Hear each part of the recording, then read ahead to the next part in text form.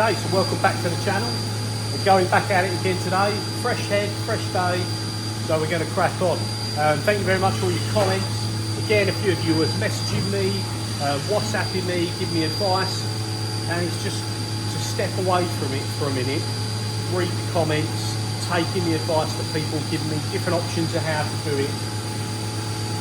And when you read through it logically and you're not sort of just stuck in front saying you've gone blind to what you're trying to do, it becomes a lot clearer. Sometimes you just got to walk away, leave it and come back to it. So with all the advice and bits and pieces people have given me, we're going to start from scratch again. And the first one, multiple comments: set the fourth axis and do not touch it. Don't tap it to try and align the sides of the trunnion, etc. Because again, if you tap it to align that, then that faces out. It's, in a sense, going to be wobbling round and throwing the error as it turns. So we set that and we're going to set it exactly. So we've got it as good as I can. Now I've strapped a parallel tight to this face because the plate is a little bit old. Obviously this is quite an old fourth axis, an early brushed one. So it's not perfect. I've stoned the face, but there's a few imperfections, and running the clock across in and out of these grooves and stuff doesn't help get the best reading. So let me get the tripod again, because it's a bit of a mare trying to balance the camera whilst I'm trying to show you stuff and jog the hand wheel. End up with a right sketchy old video. Okay, so we're on 0 there. I've had a play around and a tweak with it. So we're coming up to the top of the parallel, and we're like a tiny amount off of 0. Literally a tiny amount. Now we're going to come down level with the bottom of the platter, and you can see there 0, as good as. So let's come back up to the centre, roughly about there, and we'll rotate the axes and we'll get it straight thereabouts. And you can see we're still on 0. Let's go to the back, still 0.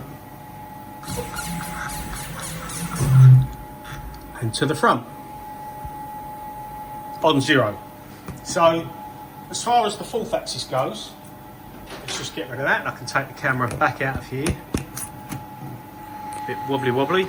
So as far as the fourth axis goes, that's in position. I've tightened that down, super snug, done it up, everything's set. And even to make sure I don't knock it out later, I've put some torque check on there, which if any of you people might use this for any mechanical thing, but normally it's car guys.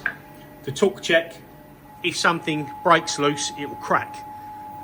Use it on nuts and bolts and stuff like that. But I've just put it there, so if I'm tapping anything or moving anything around here, I'll be able to see, hopefully, if I've inadvertently moved the fourth axis. But we don't plan on moving that anymore. So that was the first thing we're going to do. Now the second thing I'd commented on was about the end plate coming down and kicking out a bit. Now, as mentioned by you guys, this face, for all it matters, could be 45 degrees. It's irrelevant. It's what's on the back face and what's on this flat face. So I've got this over here. I was just going to run a clock across it to see if this actually kicked up, but it's a possibility that someone mentioned that obviously I'm bolted down here, pulling it all nice and tight, but not here. So maybe it's just, it's not pulling that face down. But to get to this bolt, the bolt pattern, it actually sits about here, which puts it where the plate goes. So I'm going to forget that, not worry about this. But what I'm going to do is I'm going to put this back in a vise, and I'm going to re-skim this face so it's nice and true. But I'm going to relieve this here by about 5mm, because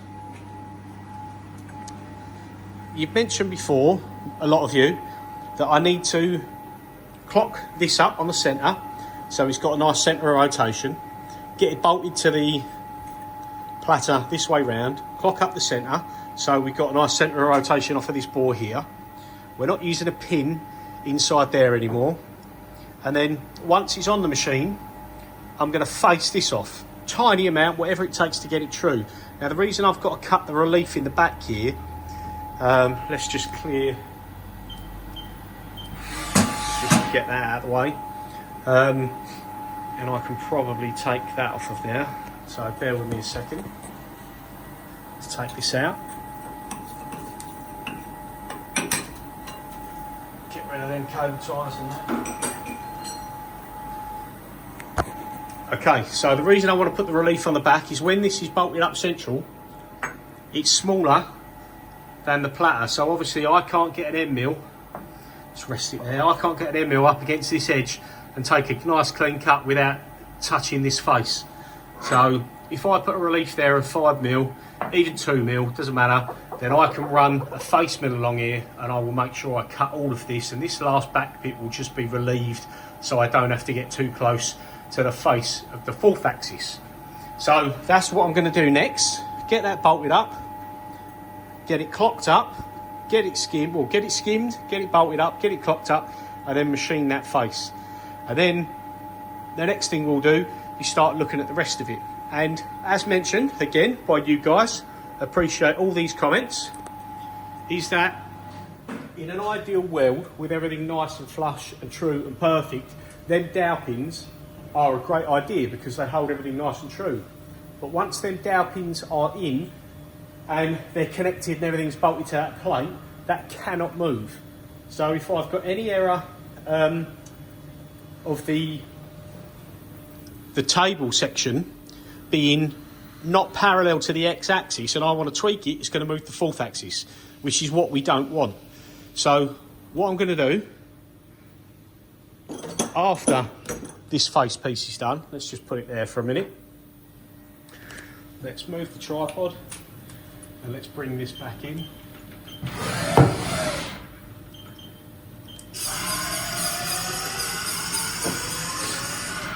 So I said about the shorter table, which is already machined with a bolt pattern, that I might as well try and use the longer table, and that's what I'm going to do. But what I'm going to do, where's our runners? I'm actually going to cut it down a little bit shorter. So these have got the pins in. I'm actually going to cut that off in the bandsaw and lob that off in the bandsaw and then redo them. It's not going to shorten it a lot, but I don't need... This is a obviously a 5-cylinder runner. Whether I end up doing anything bigger in the future, who knows? But for the minute, I'm going to go I want it a little bit longer than that, a little bit more clearance, but a little bit shorter than this. Doesn't quite need to be that much. So by the time I cut that off, we're probably going to lose about 80mm off the plate, 100mm. So if you imagine, we might come down to about here. Yeah, probably take off sort of that much. Just helps again. And then what I'm going to do this time around, when I put it in the vices, I'm going to machine all sides, redo the bolt pattern with no dowel pins, and I will make these holes. I'll make this hole, leaving it pretty much on size for the 16mm bolt because I didn't give it a lot of clearance. There's a little bit of wiggle room. We'll just make all these a little bit bigger so that the table, if we loosen them off slightly, the table's got some adjustment in it rather than having to adjust the fourth axis, because as per you guys' comments, I should never be moving this. If this is as good as I can get, and that's as true as I can get it, we never ever want this to move. That wants to stay where it is. So that is the plan for that. That's the plan for this. Machine the ends off, redo the 4 bolts, or 6 bolts, sorry, and the counter bores on the other side, but make these bigger. If I give these like an extra millimetre or 2 of clearance, I can snug it up and I give myself a little bit of leeway to be able to tap the table true without moving the fourth axis. So that's what we're going to be doing. I won't show you the ins and outs of skimming these, but I'll chuck a vice on the table, I'll skim the back of this, I'll get this on there, I'll skim the top of it, and then I'll show you how we're running with this one. Like I said, in an ideal sense, it would have been nice to put that bolt in, but it's just going to be too low. I'll check the drawing, but I'm pretty sure if that comes around, I'm pretty sure it sits outside of this. Where's the measurement? Excuse me, just a quick, let's just gauge quickly where we're at.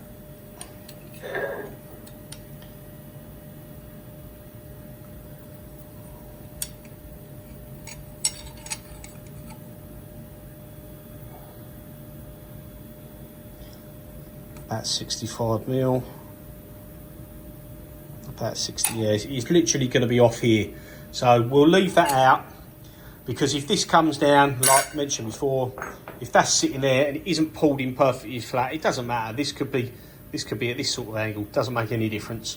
What matters is that that face is flat up against there, and this is true to X as well. So we'll get it back on here, and we'll machine this perfectly flat, and then it should be perfectly true in X and Y. So let me get that going in between sorting out this job and a couple of other bits, and then we'll bring you back in a second.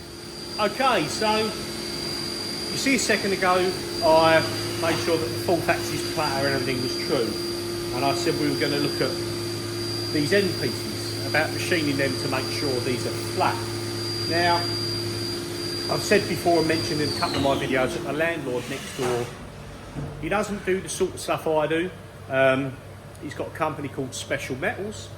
He machines things like tantalum, molybdenum, tungsten, all that sort of stuff. So he doesn't do anything fancy shapes like I do in a sense, but he does high-end stuff.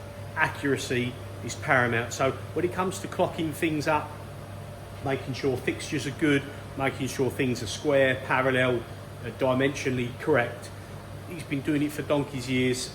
He's got loads of experience. Now he come along and said, let's start from scratch. I'll show you how to make sure stuff's true and perpendicular, etc. So what we've done, he's gone home now, but he's gone through it with me to make sure what we're checking now and showing is whether this face here is square to this face. So first off, we want to know if this is parallel, because these were just faced off in a vise, flipped over, faced off in a vise. Now, they were meant to be 50 millimeters. So if we just check them at the top, we've got 49.988. Check it down the bottom. We've got 49.991.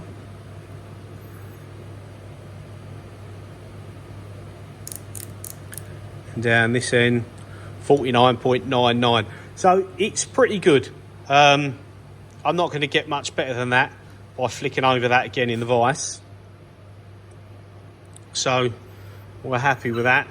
And just double check this one. 49.987.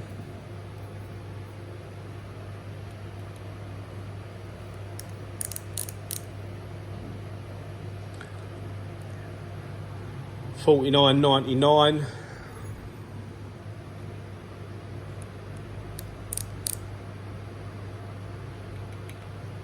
Gone a bit hard there. 996. Again, relatively good, because what I'm thinking now is I might put these back in the vise, clock them up, because these would have machined the same, and then take a skim off the top in the vise so that they're both the same. If I do this one on the fourth axis, if I bolt that to the fourth axis, clock it and rotate it, and then take some off of there, I've got no way of holding that true and keeping it together whilst I take a skim off of that, because I'll have the bolts through there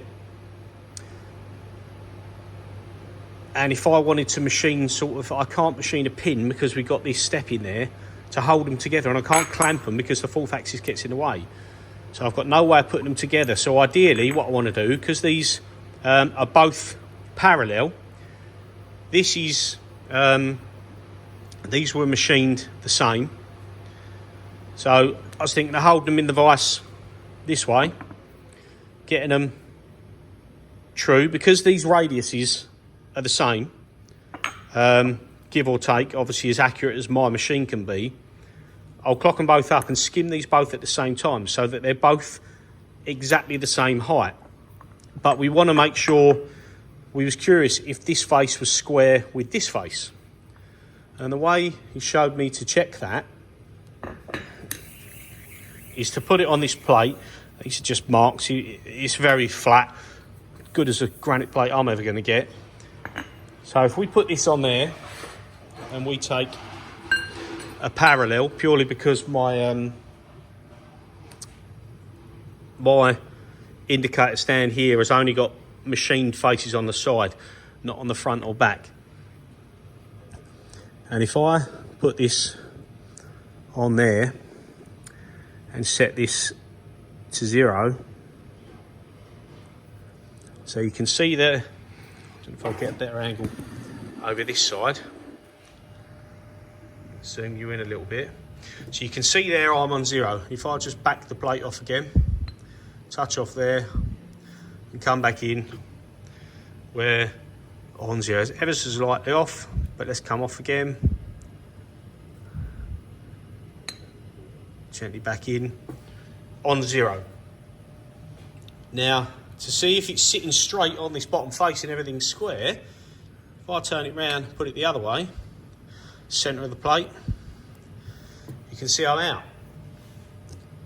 And that is 0.15 millimetres out. So that's massively not square to this face here.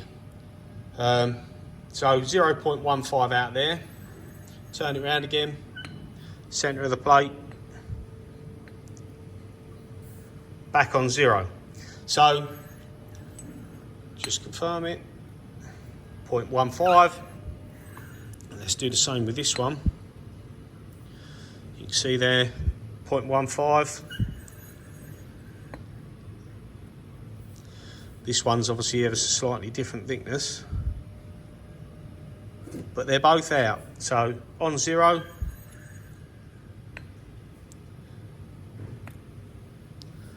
.135. So the first issue I've got is that this face is not square to this face. Now these faces, well, one face even, this isn't worth remachining and skimming over. It's relatively parallel for this one and it's nice and flat. But what we do need to do is we need to make sure that this is square to this. So I'm going to put these in the vise now. Let me come out, come back here. I'm going to put these in the vise as a pair, and they're going to rest on the gap in the vise bed, because the vise beds, obviously they're both ground, and they're it's going to sit on the same ground surface. And then what I'll do is I'll just true them up by side, and then we'll take a little skim over the top. Now you can see already, let's use this one for example, these shiny spots where we stoned over to see where the hard spots are, and you can see where I tapped this by hand, it's pulled everything up. So first thing we need to do is we need to make sure that is true to that. So we'll go face these off on this surface, and we'll try it in the vise first. We'll put it back on the granite plate as we did. We'll come on the side, we'll measure 0, we'll flip it round, and it should read 0 again, which means everything is true and square. So let's go do that now. Okay, so it's next morning, because I ran out of time yesterday. So we've got these clamped together. Bit of alley plate there, just so I don't ding up the ends too much. We've got them clamped, and we've knocked them so they're true side to side, which that doesn't really matter. It's that hole from there that matters. This could be any sort of shaping. You see they're a little bit dinged up when I was knocking them around originally. So they're clamped, and now we're going to flip this whole thing over and put it in the vise. So let's take it over to the machine and sit it in the vise and see if we can just clamp on here. Okay, so we've just machined across the top of them.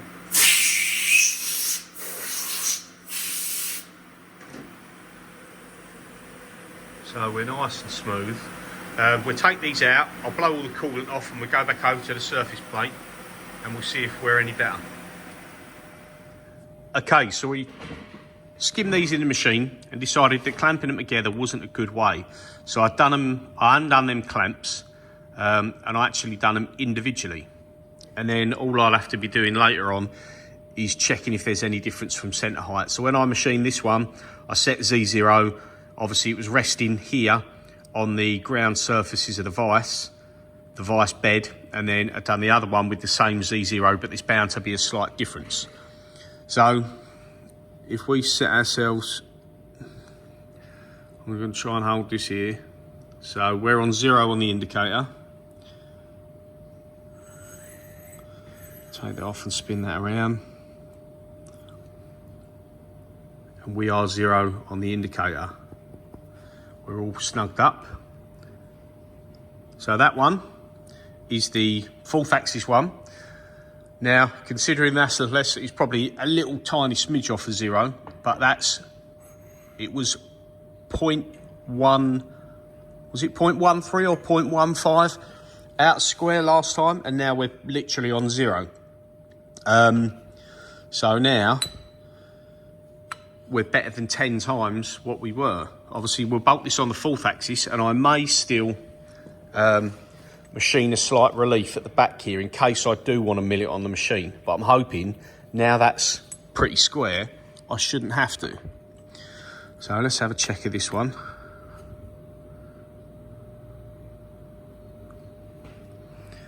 So we're on 0 on this one, make sure everything's snugged up. So there's 0 there.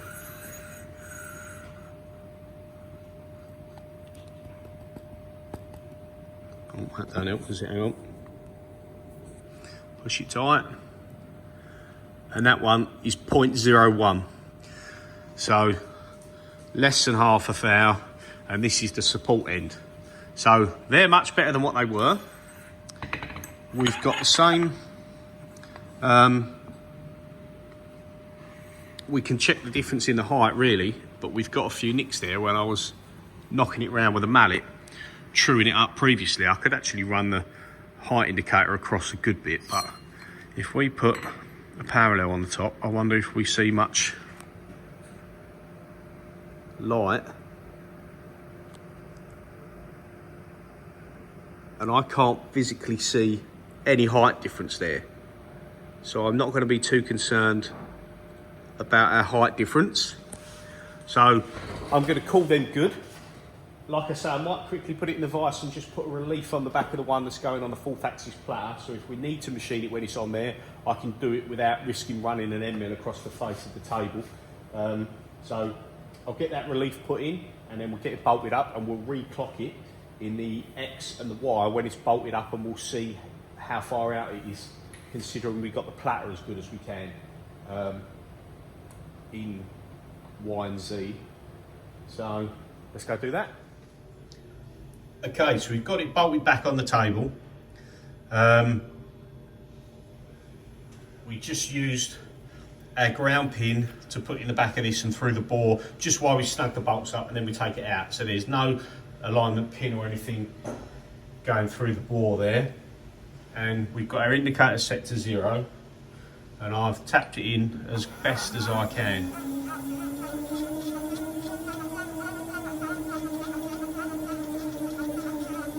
And we're 0.01 on one rotation, so in total was 0.025 reading on the indicator, so it's 1 thou out. But obviously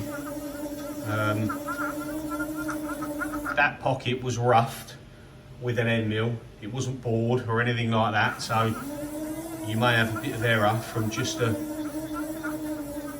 the milling cycle just be in a pocket with an end mill. So that's as good as I've got it there. So that's our centre. We're going to call that centre. So let's just return the A-axis. And now what we'll do is we'll come off of that. Come off of that there. And let's rotate the A.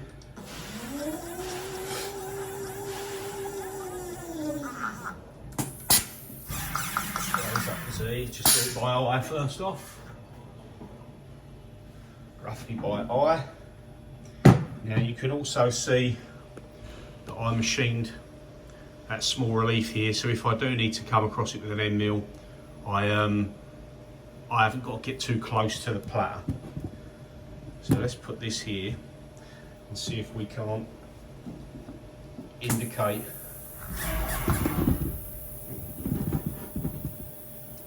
along here.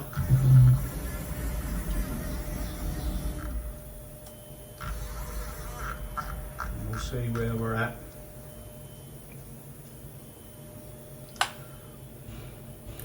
Swarf on there.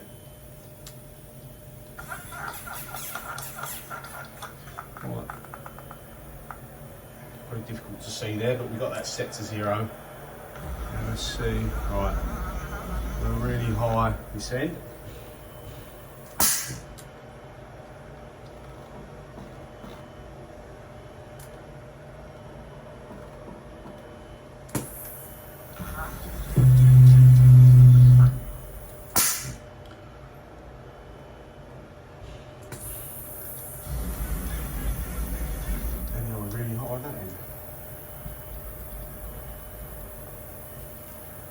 Put our 0 the other way because we maxed out the indicator there.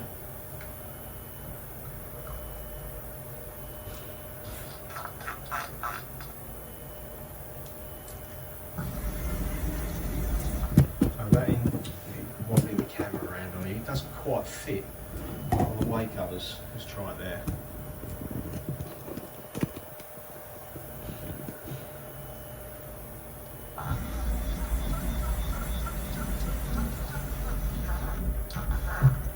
Really low there.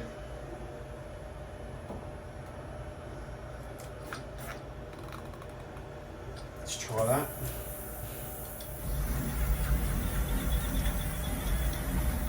Nearly there.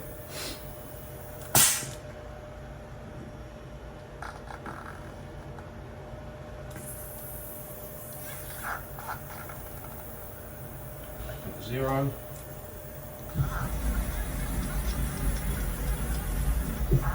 Right, we're absolutely spot on.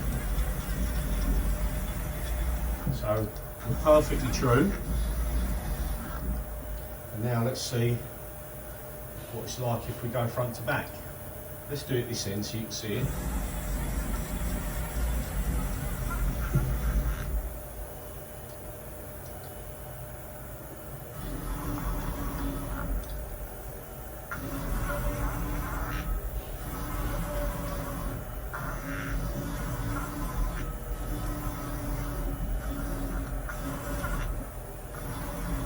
That is pretty good.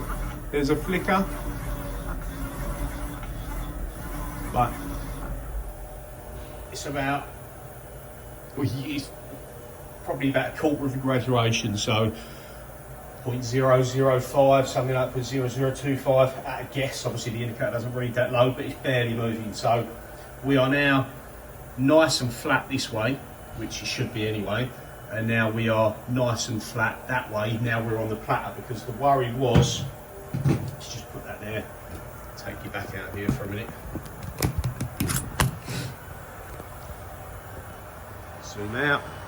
Okay, so the worry was that putting it back on there, excuse me, if it had been cocked up left to right, you know, we don't want it leaning back again, and then in theory, our big table section is going to be going up at an angle or coming down at an angle because of the error on that surface not being true to this face that's up against the platter. So I'm really happy with that now, because that is absolutely bang on.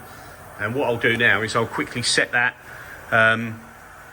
on our control, if I just go on here, go to the operator page, X and Y is irrelevant, but my OCD makes me want to zero them.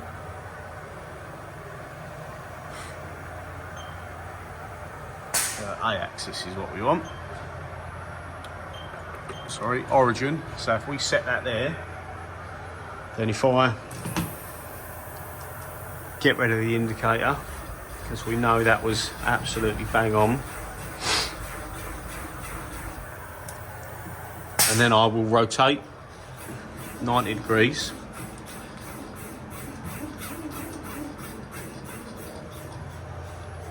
Well, actually 180, not 90 degrees that I'm talking about. That's 180, and I'm going to reset the origin for that for 0. And now what I'll do is I'll bring the indicator back in on the underside of the part.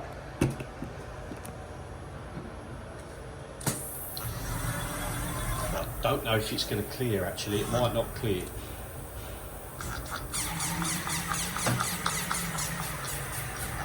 It's going to be close. Don't want to bump anything.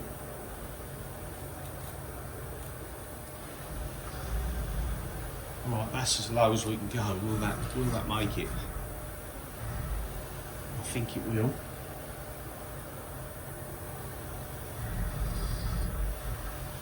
Yep.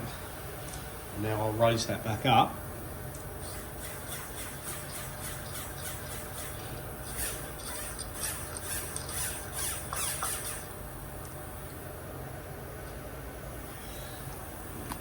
I'll bring you guys in here. There's not really much point me checking this in a sense, just curiosity more than anything. Because obviously we've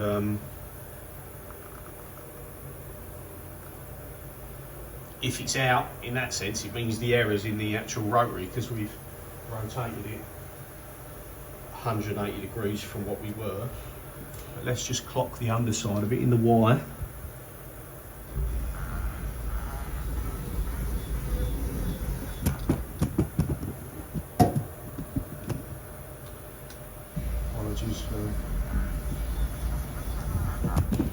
Camera rocking around. So it's the same. The head drops a little bit, to be fair, while it's sitting under its own weight.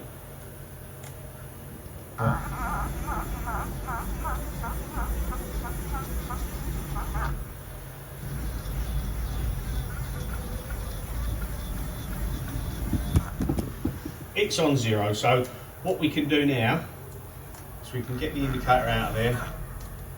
We can lift it back up out of the way. Take the camera back out of here again. Get rid of our tripod. Sort it back out. Get it up out of the way. Okay, so we know that's on there. We know that's square. And we know we've got it level. So we're going to go ahead in our offsets. And we're just going to set that. Part set 0. So from its home position, it's 4.063 degrees around. Be nice if when they set home position, maybe it's changed from the factory, but this was like dead upright, but obviously it isn't. So this is set now. These are all tightened. That's as good as in the centre as we're going to get. It's as true as we're going to get. The fourth axis is true. So everything here now is good. Obviously, last time we indicated this face, but it's pretty much irrelevant. So I'm not even going to bother getting into that now. What we'll do now is we'll take our table section again. I'll lift this just one-handed here. You notice I've chopped the ends off with the old holes and the old dowel pin holes. I'm going to put that back down because I'm going to end up dropping it in a minute. Bit too awkward one-handed, either that or I'm going to slip my hand open on the edge. So what we'll do now is we'll go back in, we'll put our holes, put these here for reference, we'll put our holes in here for our M16x2 low cap heads, but we'll make these holes a little bit bigger in each one so that it's got some wiggle room. We'll do the same the other end. So these will be up here like such.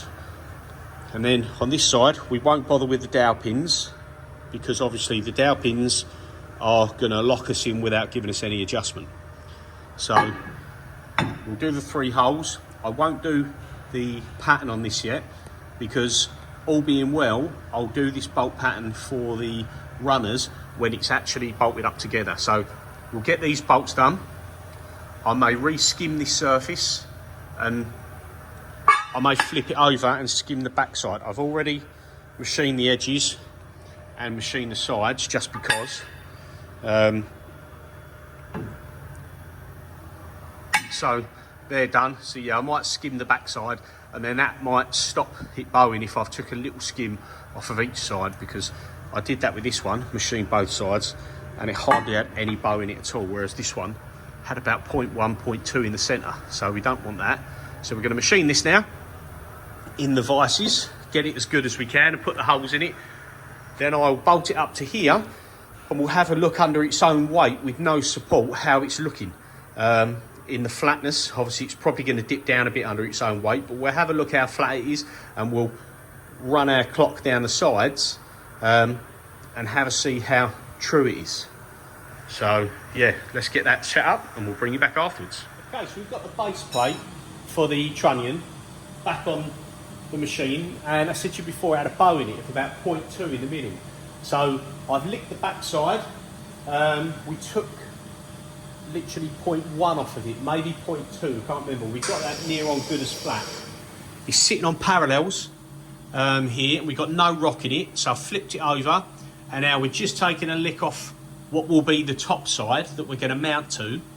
Now, once I'd flipped it over, I run the clock across it, and it was all over the show, to be fair, because I had tried to bend it in the press to get the bow out previously. So we had a 0.1 high spot and a 0.1 low spot. It was in a bit of a mess. So now we're pretty much on 0. So if I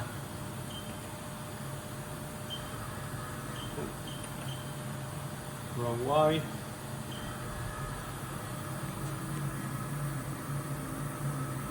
Safe jogging around with a hand wheel, it's a little bit slower, but we've machined off that surface and we've machined off the back surface. Now that should be pretty good, pretty much within 0.01, 0.02 millimeters. Where are we at now? 0.01.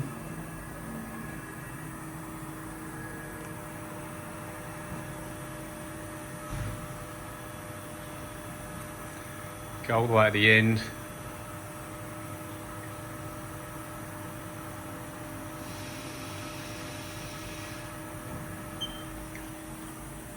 So again, 0.01. Now the vices are just up against it. They're not even done up. I don't know if that's going to make much difference because it's quite a big bit of material. It can hold its own. So you see how much I undo it to undo the vice. That's undone. And that's undone. So it shouldn't be any influence, hopefully. Let me just try and get that on 0. Back on 0 there. So if we now come back in. So it's now not done up in the vices, that's just resting loose by itself on the parallels. So hopefully clamping in the vices doesn't influence it. Again, I don't want to start on a piece that isn't flat. It's all right if it's like a foul, 0.025 millimeters or something like that. But being 0.1 up and down all over the shows, you're fighting a losing battle. So again, we've got 0.01 there.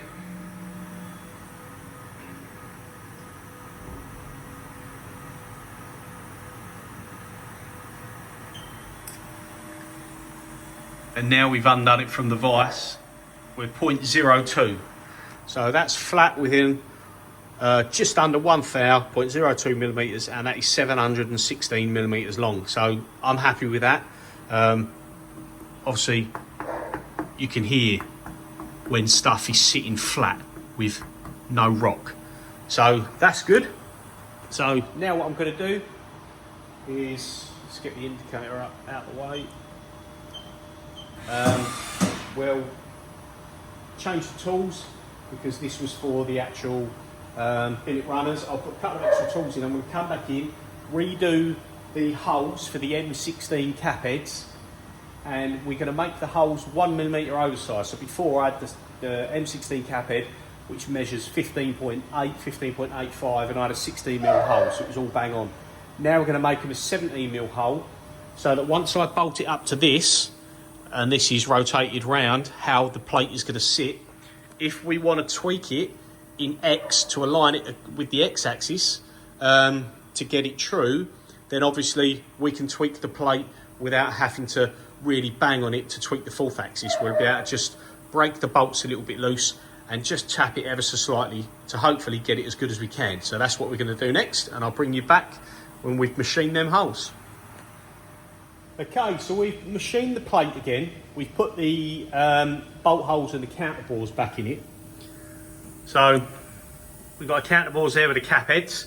Obviously you counterboard the other end. Now, obviously you'll see the table is currently inverted, 180 degrees, because I've still got the vices on the table, and I didn't want to take them off again because they're like nearly 60 kilo each, and set them all up and align them until I know I'm done currently with what I need to be doing. So to give me the clearance, I've inverted the rotary and bolted it on, and this is, we've mic'd it in multiple places, and it's within 0.03mm, so it's close enough. So you can say we're going to call this parallel. Now obviously if it is parallel, then running an indicator on this is going to be no different from running an indicator on that when it's inverted the other way up, in theory. So we're checking it with an indicator here, and we're going to run it on both sides, because before I was getting 0.5mm out at an angle, and then of course when you spun it round it was the other way. So at the moment we're just going to indicate it in the inverted position, and so far so good. So if I get a jog wheel, and I'll just show you where we're at. Well, I'll show you at the opposite end because we started down by the fourth axis. So we're 0.03 millimeters out there. And if I just pop you back in the tripod, if I can.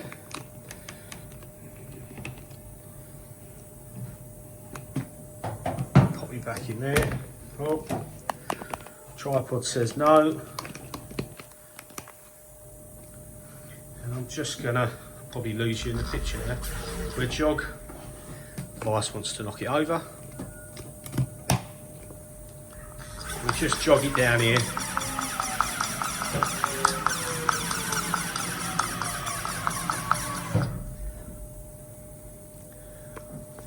And you can see we're back. We was at 0.03 and now we're about 0.015. So we're probably around just less than a thou of that being perfectly flat without it being bolted on the other end. So there's no support. It's just bolted on here, which that's fantastic, because now we've got this trued up. This is as good as parallel, say give or take a thou, 0.025 millimeters. Then just with this bolted with absolutely no support, that is miles better than what it was before. And then these sides this time round, before when I cut the ends off the plate, I sat this on its edge, machined it, flipped it over, sat it on the ground bed of the vise and machined the other end. And if I bring this down here,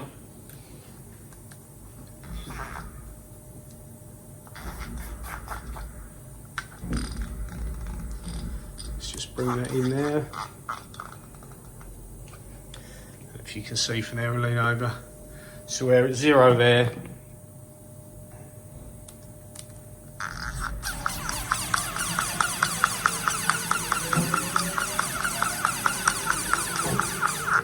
And we're only going to go to the edge of that cutout because obviously the block will be on there.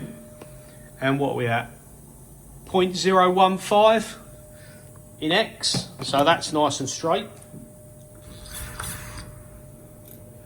And if we bring it into the other side, the camera, I'm resting it on the way covers, so that's why it keeps going wobbly. I should get a better setup really, shouldn't I? Maybe one day. but not today.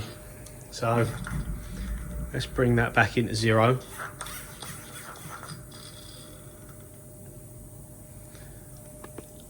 So we're back on 0 there, and we'll run it back down to the other end.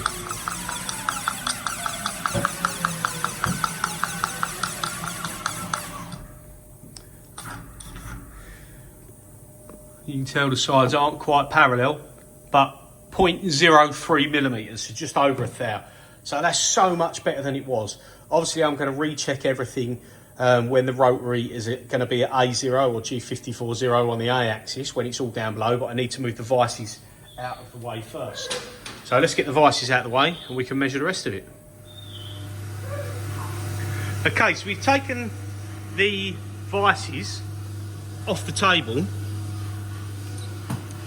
Now, I'm coming across error again, and it must now be in the fourth axis itself. So let me just show you where we're at. So we went across the top of this plate before, and we were like 0.02, 0.03, really good, nice and flat, and we're only bolted down one end. Fantastic, that's brilliant. Now we're hooked up on the underside of the plate.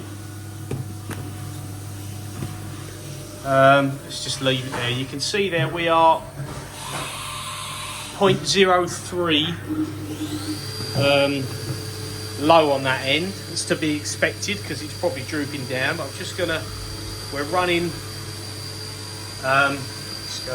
we're running along the bottom face of that because we said it was pretty parallel within like 1 thou or 2. Let's just set that to 0. So we put that onto 0. I just knocked it with my hand. We'll run down the other end. So obviously this confirms that that table's not bent or bowed too badly. Try and get the camera around the back there. You can see 0.01 millimeters roughly. So we're good. And I will just doubly confirm that if I come off there, come back up and back onto the top of the table,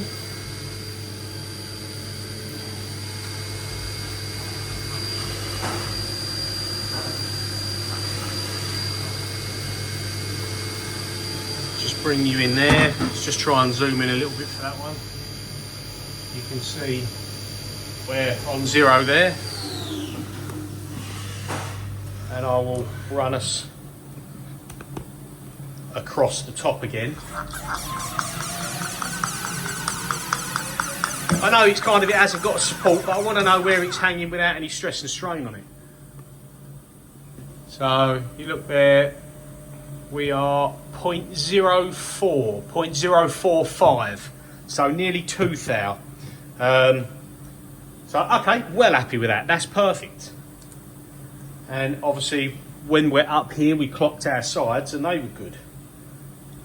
Now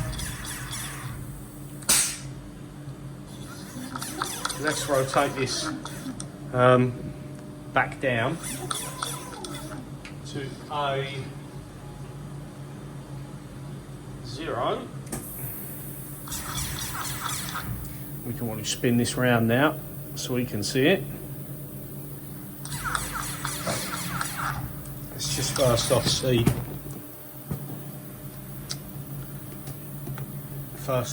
if we're level.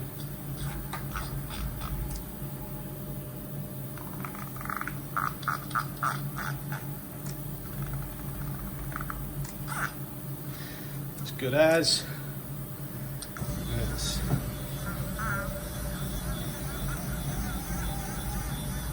Might not quite be level, but I'm not going to argue with that. What are we there? 0.04, 0.045. I'm not gonna be miffed at that. I could probably tweak it, but there might be a little slop in the rotary. Now let's just lift her up. Check we're not twisted. Let's come down this end.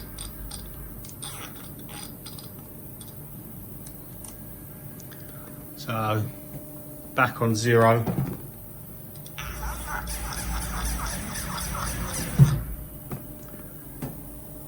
and she's good.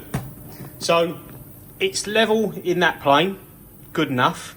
When we're up the top, it's pretty much flat. The underside is pretty much flat, which confirms that this is pretty parallel within like less than 2 thou.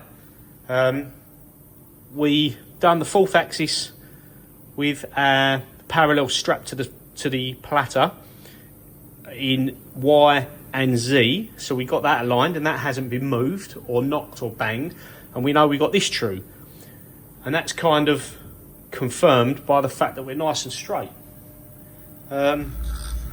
So we're on 0, but now when we run this across, it droops down a lot more. Now, is that because when it's up top it's sat against this face as well, or is that like, it can't be error in the platter? Because see, now you look, it goes down like 0.5 mil or 0.4. Go to the other end and we are low by 0.43. Now, it's not held or supported by anything, so I don't expect it to be great. I'm just very surprised that when it's inverted and the table's up top, that it's almost bang on. And there's that much more droop when we come down below. But I wonder if it's because the force is on this edge face, and now it isn't. It's only on the bolt. It's only on the washer of the bolt, and it's hanging down maybe. But it's very easy, just with a little finger, I can lift that a lot. So it's not going to take much force for me to get back to 0 there. So I'm hoping pulling that back to 0 won't give too much issues. Obviously, if I spin that up to 90 now, in either direction from 0, 90 positive or 90 degrees negative, now this plate is drooped, we are going to be like this again. We're going to be coming out by the same amount of error, I would have thought, and we'll confirm that, but unless that holds itself straight. So let's have a little look at that. Let's rotate this up. Mind the indicator.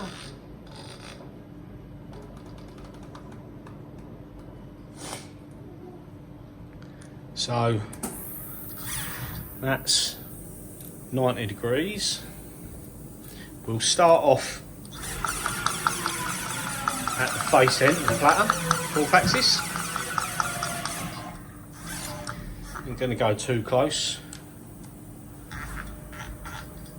So let's go there. Let's just bring that into 0. I'll adjust the camera in a second so you've got a better view. So let's just try and plonk you guys there.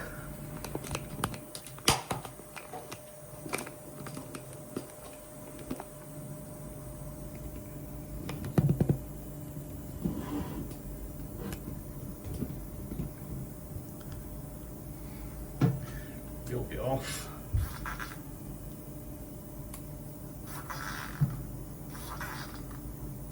Right, so we'll call that 0. Let's see where we're at now.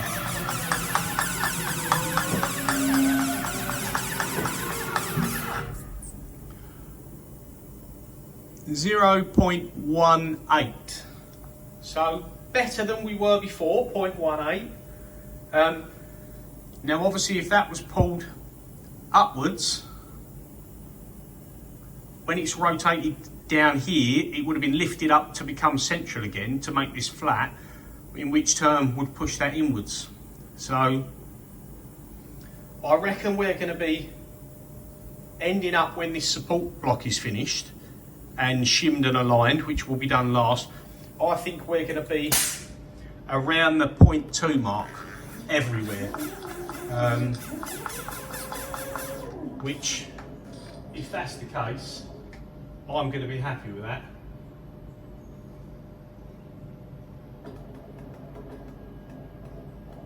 So let's just go there.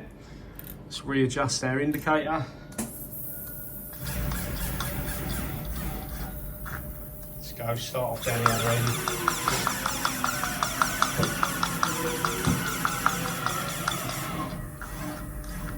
Stop it there.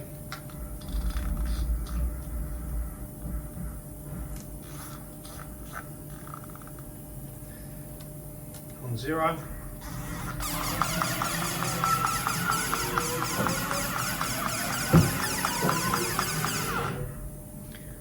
Again, 0.18, 0.19.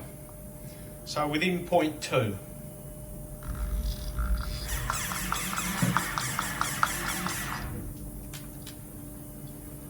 So we are doing better than we were before. And obviously, zoom out again here. We're doing better than we were before. And I'm happy with that how it is. I'm really chasing, not chasing tenths obviously, but I'm trying to get it as best as I can. And with everybody's help and comments and info regarding go back to square one, you know, just stating the obvious. It's stuff that I do know, but I kind of try and, sometimes I just try and skip along things thinking that'll be okay, that'll be okay. And obviously you need to take your time. And as many of you guys said, start from the beginning and just do one step at a time. Do the fourth axis, get it right, get it locked and dialed in, don't touch it. Do the platter mounting block, get it dialed, locked in, make sure it's right, which is what we've done with checking the squareness. And obviously, I don't expect it to be perfect because I said we still had an error here of about 0.02, so just under 1 thou, which out here, this is 716 millimeters long.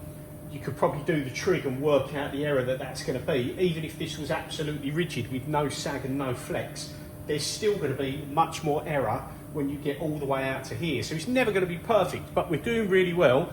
And thanks to everyone's feedback and comments, comments on YouTube, text messages, Instagram messages, Facebook messages, Messenger, all them sort of things. Loads of you have come across, and it's really nice of you guys to try and help me out, because at the end of the day, I'm doing this and they're paid jobs. Some people think, well, if you can't do the job, don't take the work on. But, you know, you can't do it until you try. So you've got to give it a go. And the problem is, I don't know how many of you guys are employed by machine shops, or whether you've got your own machine shop. I know there's a lot out there on both.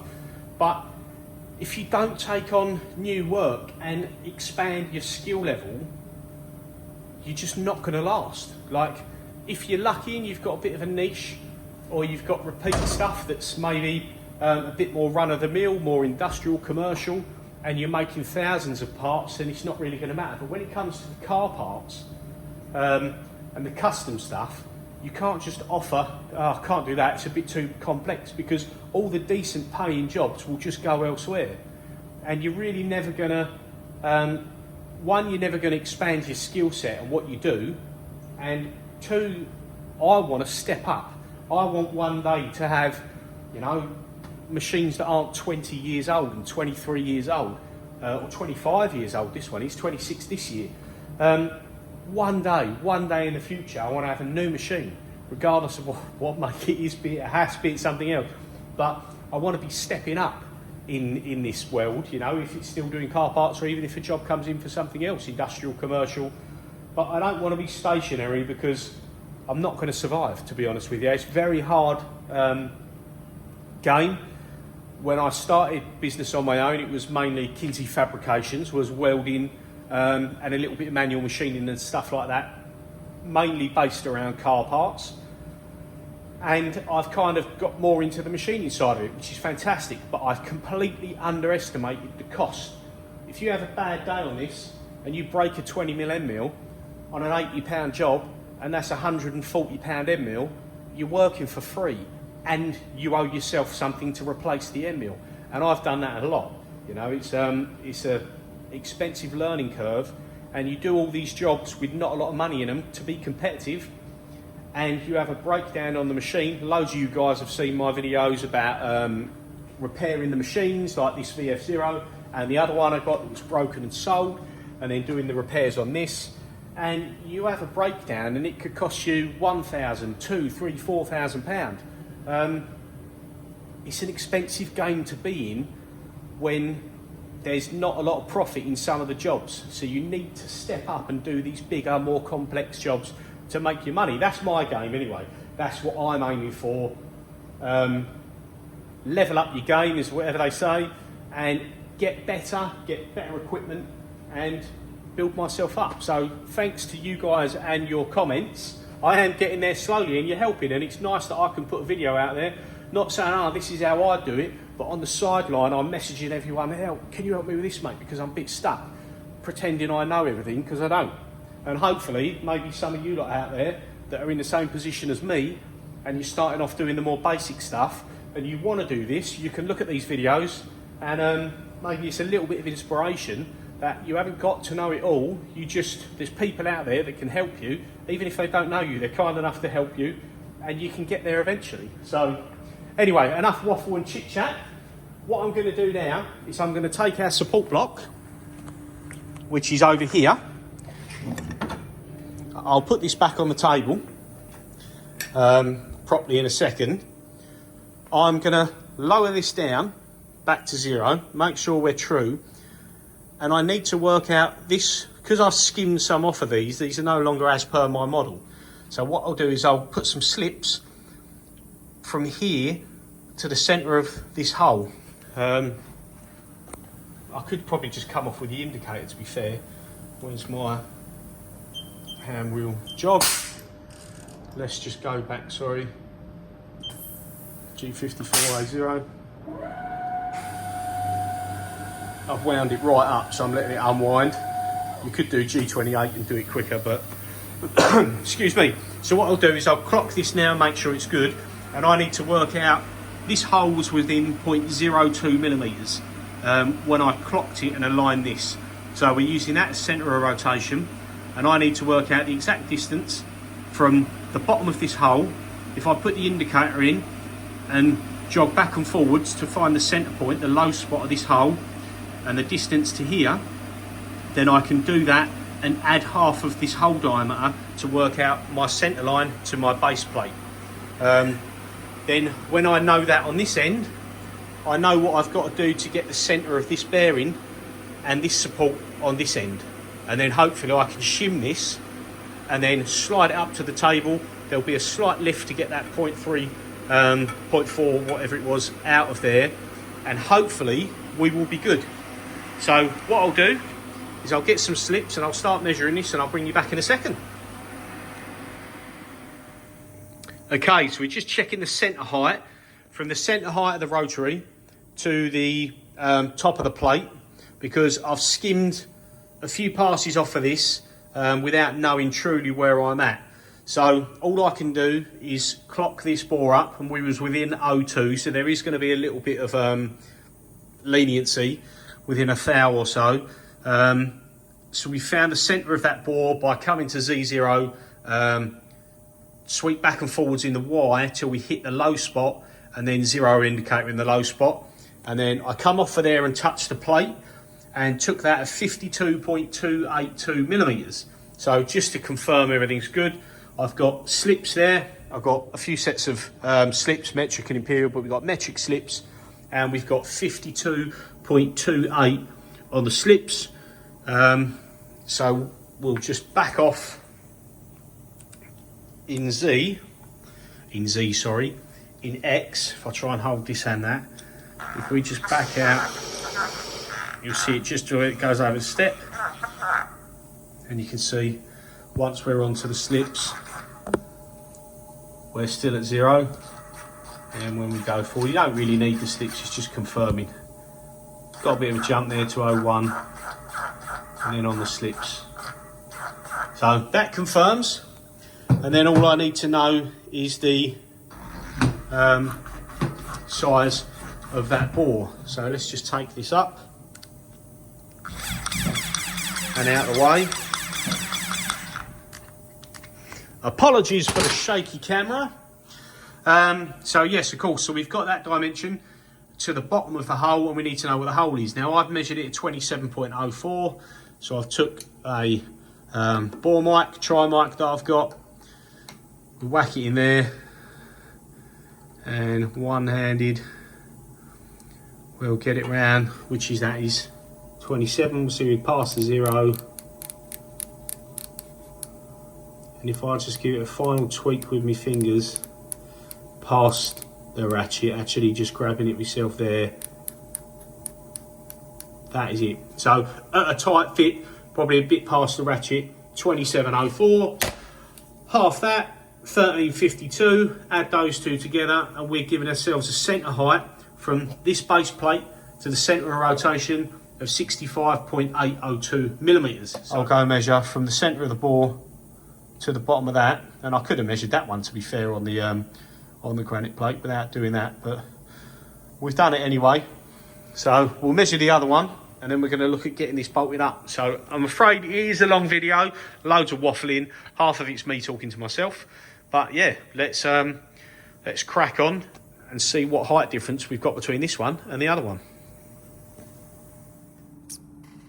Okay, so ignore the waffling from the previous one, that measuring it on the table. We've just got the support block here, we've got it on the granite plate again, and we've got our same stack of slips, which was 52.28, and we took our bore mic and we've mic'd this bore as well, and it's exactly the same, 2704. So these were machined at the same time and milled at the same time, so that makes sense that they'll be bang on. So what we're going to do is put that in the bore there. We're just going to rock it to find, let's put that there. I'm going to just go backwards and forwards to find the low spot, which is maybe just off where we are. If I can touch that. So that's at 0 on the low spot of that bore. So if we carefully slide this off, and we'll come over here.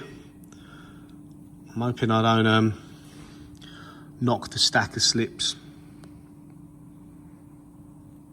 And we'll come up under there. We're under, and how far out are we?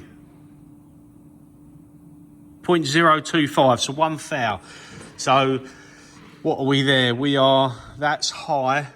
So this is low by 1 thou, 1 thou, 0.025 millimetres smaller from there to there. Now, I could put some shim between this and the plate, but I'll be honest with you, I don't think I'm going to bother. I don't think that sort of difference, is going to bind up the fourth axis and cause us problems. So rather than, when I assemble or disassemble this, have to put a shim under here to change that height and get it all on there, I think I'm going to leave it and see how we go without it. Because like I said, if I can get in all directions, sides, top, flips, level, within 0.1, I'm going to be happy. So I'm going to leave it as it is. We're not going to shim it. I'm going home now because I'm way past due. And I need to get out of here. So I'm going to leave that.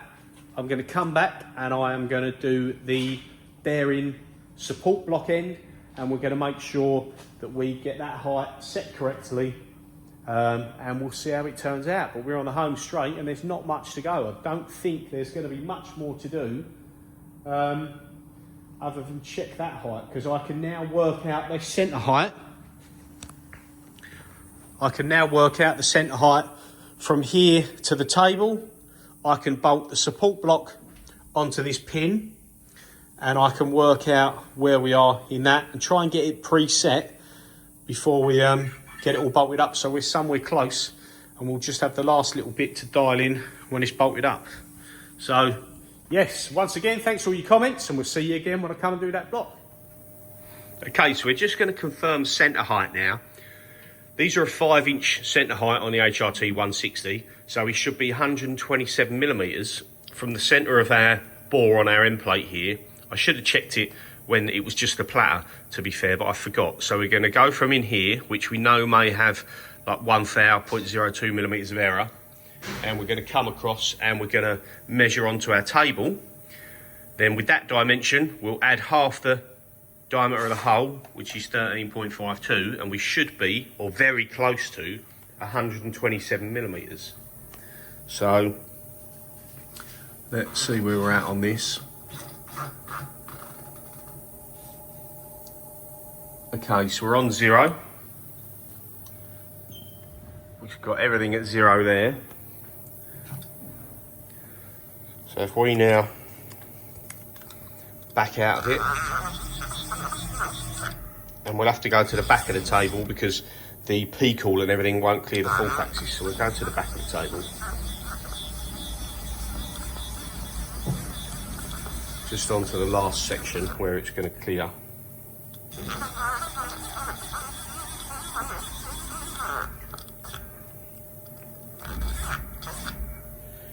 And we'll go down.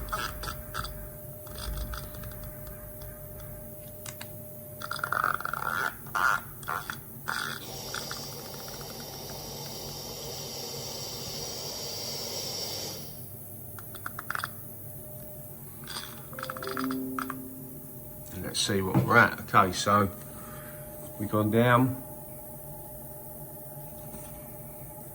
Bit glare for the light. But we've gone down back onto 0 there. And 113.432. 113.432 plus half our hole diameter, 13.52 equals 126.952. So we're 0.5 out of what book says. Now that could be errors in the 25-year-old table. Obviously we said we might have 0.02, 0.025 error in here. So I'm happy with that. So what I'm going to do, because it's not drastically out, we are going to shim this individually. We've got our ground pin here, so I'm going to measure this diameter with a mic, and then I'm going to work out half the diameter of that and the distance to the table, and then we will see where we're at with this, knowing that we need to get this 127 millimeters or within less than 0.05 to make sure we're the same. So I'll jog this up, I'll put the camera on the tripod, and we'll move over here and we'll have a look.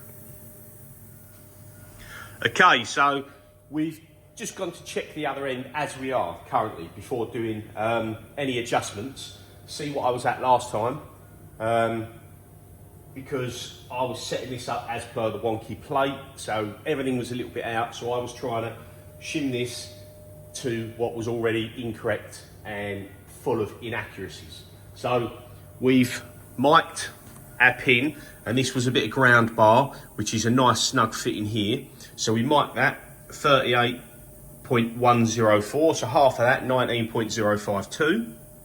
So that's to the center of this pin. And then we've touched off the top of the pin, not this bit here, we touched off the actual full diameter of the pin, backed off, come down and touched the table, and we are at minus 146.278. Take away 19.052, and we are left with 127.226. So 0.22 millimeters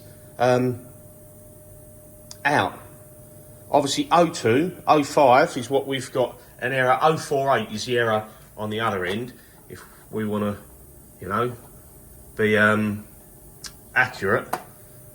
And this end we've got 0.2. So we've got 0.22, so over 4 times as much error, and we're 4 times higher this end in the difference.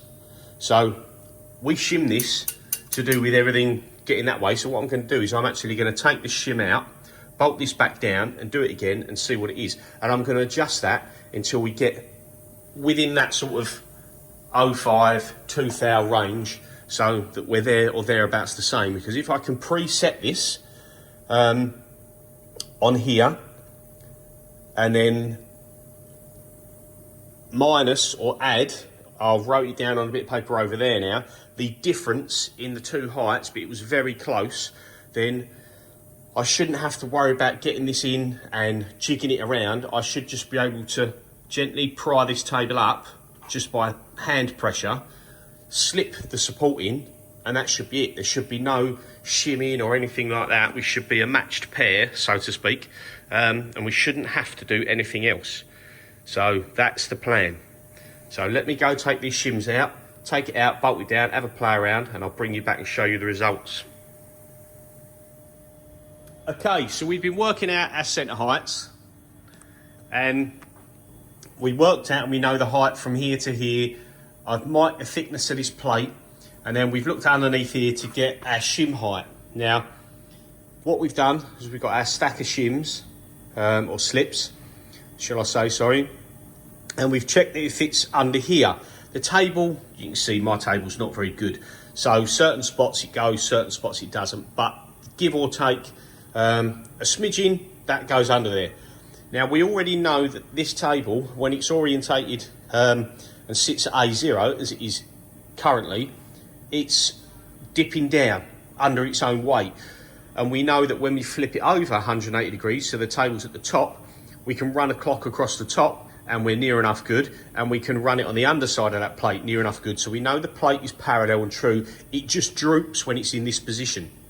So what we need to do is to work out the height down here and the height of our block, because there was a slight difference, ever so slight difference between this block centre height to the machine face and the other one. We're going to pack the slips that fit under here under this end, because if you remember, when it's free, it's about 0.4 low. So if I lift this up and put our stack of slips under there, and then what I'm going to do quickly, let me just reset Z0.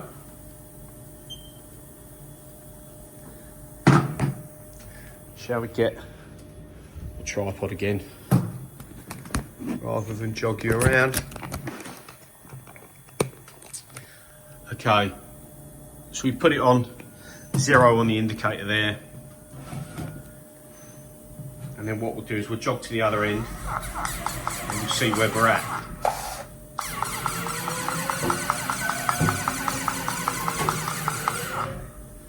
Right, come back a bit. So you can see we're ever so slightly off. So we are 0.0, just over 0.01, 0.015 difference. So what I'm going to do now is I'll take this pack of slips out, move the head out of the way. I'm going to get the support block, which I will go get now actually.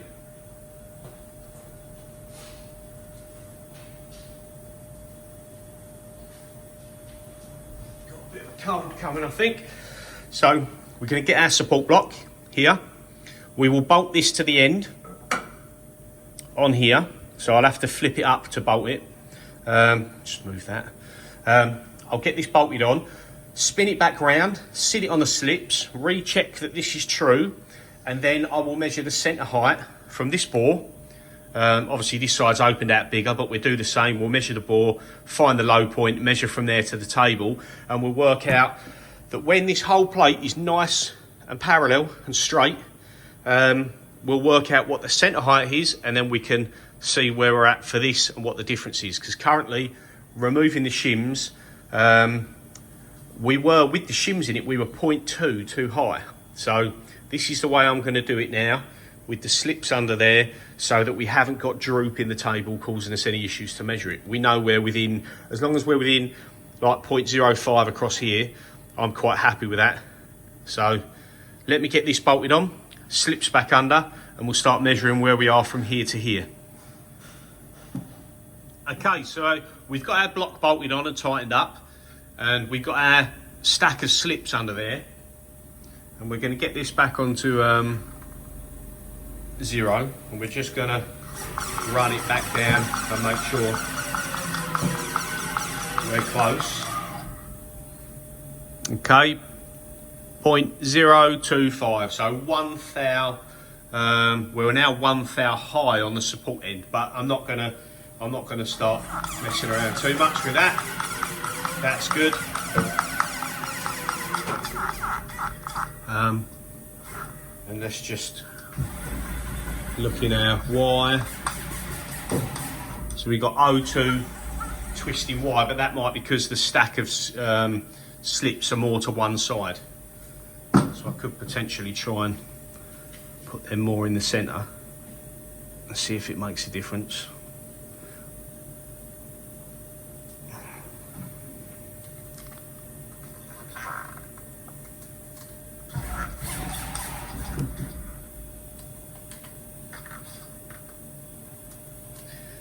We might have a little bit of twist in it. 03. Yeah, not going to argue with that. So we are now as level as I'm happy with on this plate. We've got this clocked up. I've clocked across the back of his face because obviously we're going to bolt up to this pin eventually, so we don't want this to be bolted. As said before, I've got the bolt holes 1mm bigger with no dowel pins so that we can turn this and do what we want to do. So in that sense, we're good. Tell you what we can do while we're here.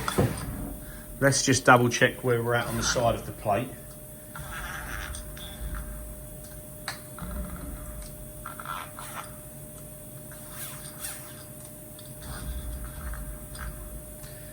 Let's check where we are on the side of the plate, just to make sure we're all still where we want to be before we start looking at pin heights.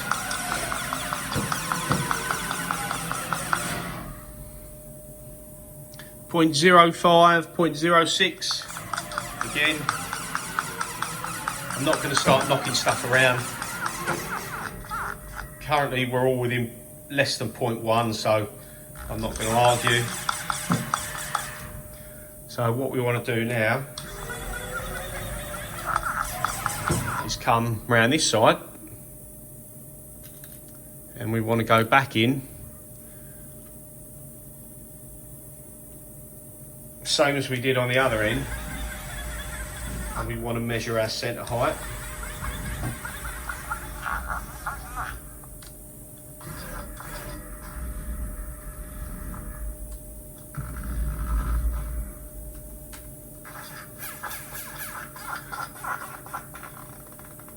So we put it on 0 in Z, and then we'll rock backwards and forwards to find the low spot, which is about there. There we go, back to 0 in Z. I'm going to zero myself out on the screen. And then I'm going to come out of the bore. And then, if the height allows, I want to come down and touch the table, but we might be getting a bit close with everything. Right, so I'm going to have to go off centre because I need to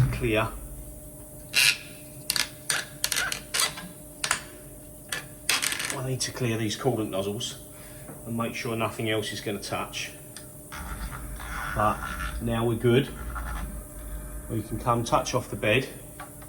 And I do expect some inaccuracy here because my bed, like I said, it's not very good condition. It's pretty battered, but might be difficult for you to see. It's not really going to zoom in there. There you go, we're back on 0. So we'll look at our screen now, and we're at 107.871. So let's just jot that down on our pad. Let's just put a little bit here. 107.871. Now we can jog this up out the way.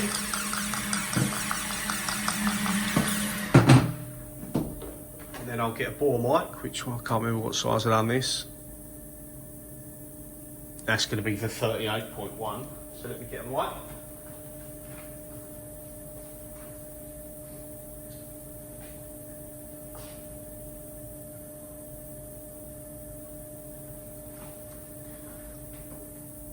I'm going to bring this back into me a little bit, actually, so I can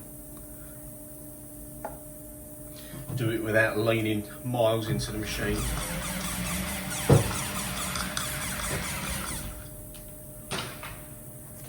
Okay, so we are,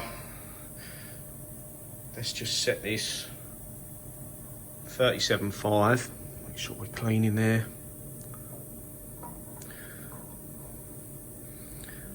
37.7, 37.8, 38,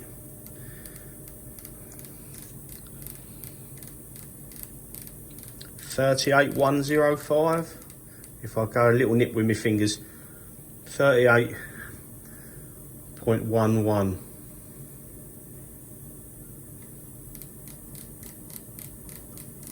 38.11. 38.11. Obviously we want to divide that by 2.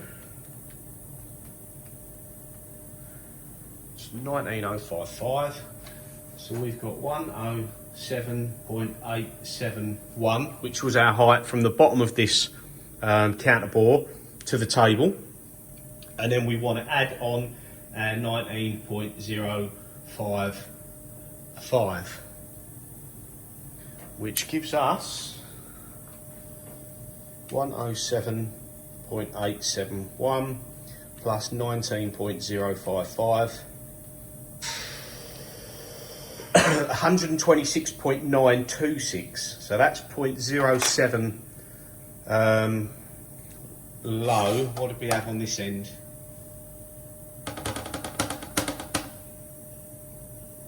So what did I say? We're at 126.926 on the support end, and on the fixed end we were 126.952. So we're not far off. Is it worth tweaking that further? I suppose we could do, couldn't we? We could put a little bit more of a slip on there. Just use it. I'm using a calculator to make sure I don't mess anything up and I get it exactly right. So there's 1 thou difference between the 4th axis end and this support end. It's not really critical, so I'm not going to shim anything else. We're going to leave that. So 126.926. Take this gauge out. And I worked out from this pin to this bed to be, I didn't write it down complete, so let's just go again. Did I write it down even? I don't think I did. 49.20 plus. I had it down at 126.97.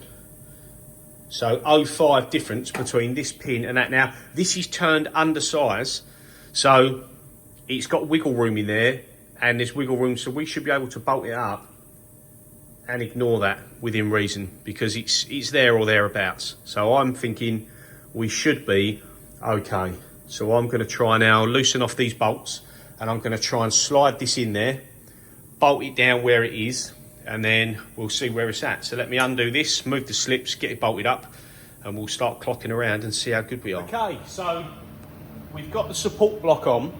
I haven't had to do too much to it. We've changed a couple of bits, which I'll talk you through now, but I've kept it as simple as possible for the setup when we do this again, because again, shimming everything, making it super perfect in that sense. I want it to be within 0.1 everywhere. I've achieved that. So I'll show you what I had to change on the support bearing. Obviously a minute ago we showed you where we were with all this side of it, and we just needed this pillar block on. So obviously we got this mounted up, we got it tightened, we got it true that way just so it wasn't sitting out, because obviously that's detrimental to the pin. The height difference between here and here is, around about 0.02 millimeters, so just under 1 thou height difference. So we've got that error is in there anyway, but I'm not getting into shimming all that because I want to be able to put this table on now, hopefully within say an hour, and get it all clocked up. So this block was a little bit high, causing this table, when we put it on the pin, to pull up. So I took 0.07 millimeters off of this block. We've got no shims in here now. We've got it bolted down. I leave it loose. I rotate the table a few turns. We've got the ground pin, the proper ground pin. I just sandpapered it down with some fine paper, put it in the lathe, spud it up, just dusted down the end till it was a nice fit in there that I don't have to use a hammer, so that it can stay tightened up in the bearing without having to do anything, and it's no longer bolted in here.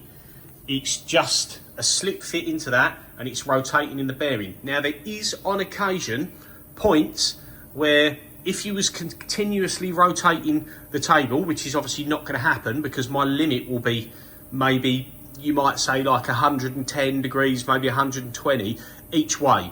So I'm not even going to do a continuous loop unless I'm sort of finishing a part and doing a little Instagram or YouTube clip. So it's not going to spin continuously. So there's no shims. We've got our ground pin in here. We put a top at and bolted it tight together to keep that in place. And obviously this block, once I've rotated it a couple of times and it's sort of centralised, then I nip these up and tighten them. And that's where we're good. Now if we go into the hand jog and we've got our load on there, let me just grab the hand wheel. Try and do it one-handed so you can see. Oh, so minimal load there. You can see I'm jogging that pretty quick all the way round. And the load is only high because I'm jogging it so fast. If I jog it slowly, you know, we're barely into double figures. So that's fine. We can, if I wind it up a bit more, just so you can see a few rotations. So if you watch this pin when we rotate fully,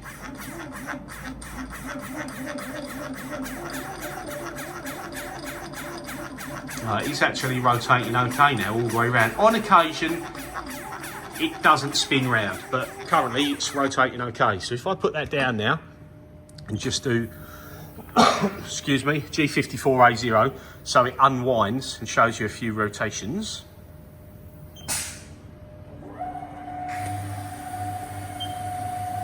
It's all nice, it's all free. Around about 20% load, and that's like as its full indexing speed. And like I mentioned, we're only going to swing up 90, maybe 110 and the other way, so that's good. I'm happy with that. That we are free and rotating without any binding. Now let me go through and show you where we are at with all the tolerance side of things and where I've managed to get it to. Let's just move some of the tools so I don't crush or break anything. Right, so let's start over on the head side, the contactor side.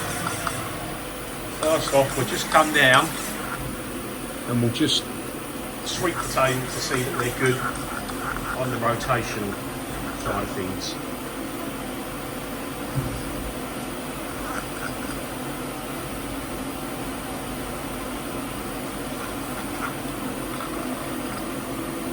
Right, so that's on 0. Try and straighten the camera up a little bit more. To be able to see. So we're on 0 there.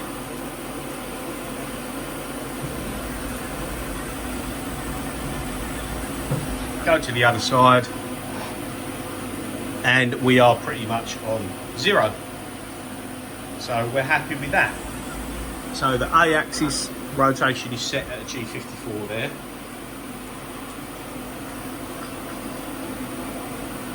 So now we're going to go across in the X, and I'm starting just off of the base plates by around 60 to 70 millimeters. So the error in this is going to be over about 550 millimeters, 500 millimeters.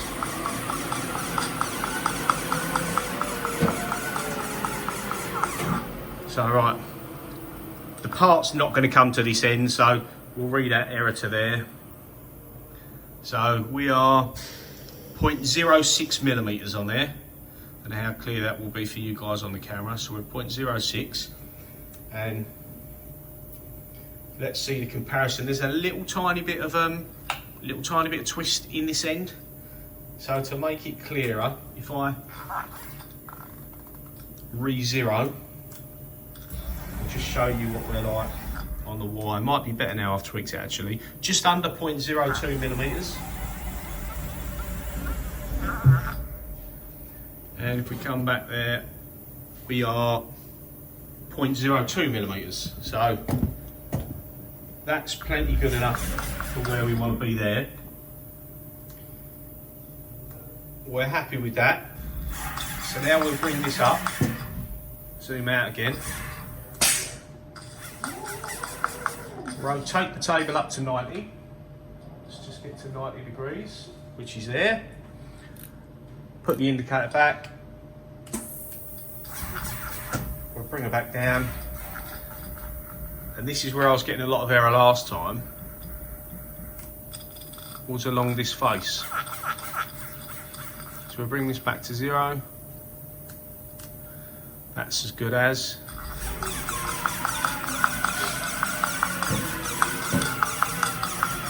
So you can see when we're flipped up on the side now, that is 0.01. So that's good. Now we'll rotate to the other side.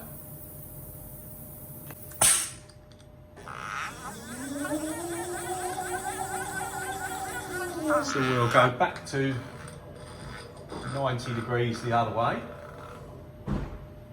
which is there.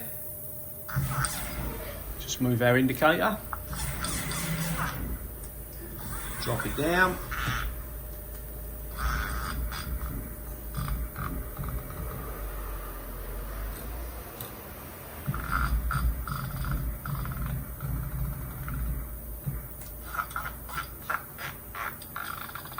And we're on 0 there. Let's go along the other way.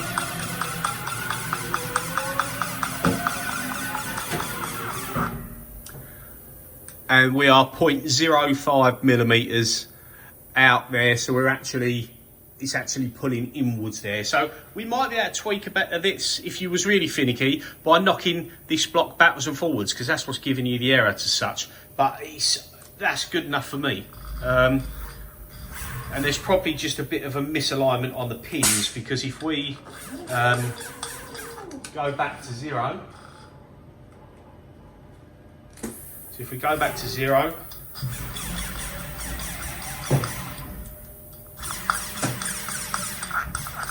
and we check the side, because I machined these sides, so they're a nice smooth surface.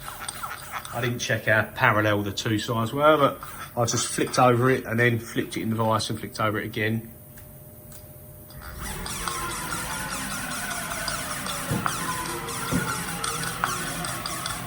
See, that's even better. 0.015. So that, people, I'm going to call done. So there we have it. I'll take that out of the tripod. Now, apologies for that being such a, if you've lasted till the end of the video, then fair play to you, because that's about an hour and 20 minutes of quite boring content for most people. But if you've lasted to the end, you can see we are within what I aimed to get in, which was, well, initially I kept saying 0.2, but we're within 0.1 in every orientation, and we've managed to do it with no shims. We did actually shim under here, but hopefully that stays unless we have a bump and anything gets knocked. This can stay as it is, but on the rest of it we've managed to do it with no shims. So putting it back onto the machine, if you see, you should be able to, if this is still square, you should be able to do it within the hour, you know, quite easily, to be fair. But if I've got, say, them billet runners to do, which is what this is for, then they are roughly 8 hours each, and there's 5 of them. There's a week's work. So if I have to spend 2 hours setting this up, and we get it back to as accurate as we are now, and that takes me 2 hours, then I'm more than happy with that, to be flat, true, up at 90 in every way, shape and form, in less than 0.1 millimeters. That is perfect. So we got there eventually. It was long-winded. Apologies for that. Thank you very much for your comments and your messages and all your help with this, because I definitely needed it. So yeah, the next video will be going back onto the runners, because I'm going to. This is going to be the end of this video. All done and dusted with this. So we will now put our bolt pattern here with our, that's the underside, and then we've got top side, and 2 holes for our dowel pins for the part. Like I said to you, I'm going to open up the holes in the part a little bit so that the dowel pins stay in the plate. So yes, that's the next video. Please comment on the video if you wish. Please like and subscribe. Be great if some of you subscribe, trying to build that up a little bit more. But I'm getting, you know, a fair few views for the sort of content I've got with a couple of thousand subscribers. But if you haven't subscribed, please do subscribe and give us a thumbs up, and we'll see you again for the next video. Cheers for watching.